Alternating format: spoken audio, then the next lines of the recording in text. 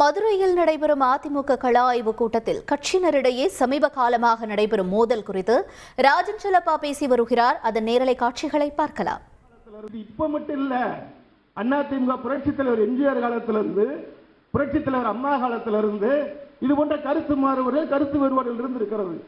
அதையெல்லாம் தாண்டி சாதாரண அதிமுக தொண்டை வெளியே சண்டை போடுவாங்க. தேர்தல் வந்துருச்சா, போராட்டம் வந்துருச்சா, அதிமுக ஒன்று சேருவான். அதுல யாருக்கு மறுப்பு வேணாம். அதான் நோக்கம். மற்ற கட்சிக்கு அப்படி கிடையாது. தொடர்ந்து சண்டை போடுவாங்க. உங்களுக்கு ஒரு உதாரணத்தை கூட சொல்ல நான் ஆசைப்படுறேன். இதே திருப்பரங்குன்றத்தில் தான். ஏன்னா அப்படி கூட்டம் நடக்கும் போது, இதே உறுப்பினர்கிட்ட நடக்கிற போது, ஒரு காலகட்டத்தில் நான் மாநகர மாவட்ட செயலாளராக இருக்கிற போது அன்னைக்கு ஒரு நிகழ்ச்சி நடந்தது. அந்த நிகழ்ச்சியிலே ஒரு நடக்கும்போது சர்ச்சையில் சின்ன கட்சியாரை தூக்கிப்படும் போது ஒருத்தருடைய கை ஒடிஞ்சு போச்சு.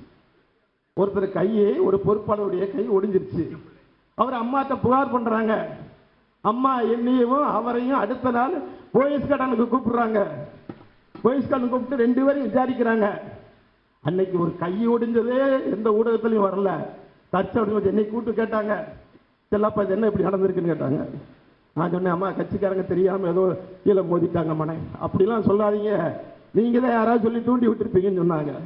உண்மையை சொல்றேன், நீங்க சொல்லாம யார் அடிப்பாங்களா அப்படின்னு கேட்டாங்க. என்ன அதெல்லாம் அப்படிலாம் இல்லாமா, இது கட்சிகள் நடக்கிறது, நாளைக்கு நாங்கள் ஒன்று சேர்ந்துருவோம். அதே நண்பரும் நாங்களும் திரும்பி ஒன்று சேர்ந்து இயக்கத்தில் போராடி அனைத்து இந்திய அதிமுக ஆட்சி வருவதற்கு பணியாற்றி வெற்றி பெற்றோம். இதுதான் அதிமுக வரலாறு. இந்த அதிமுக வரலாற்றை யாரும் மாற்ற முடியாது. யாரோ ஒரு நாள் சின்ன பேச்சு பேசுறதுக்காக காலையில் அண்ணன் விளக்கம் கொடுத்து மிக தெளிவாக விளக்கம் கொடுத்தாரு.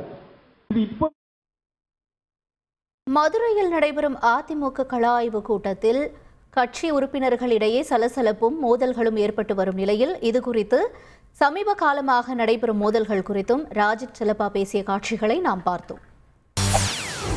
செய்திகளை உடனுக்குடன் தெரிந்து கொள்ள உடனே சப்ஸ்கிரைப் பண்ணுங்க.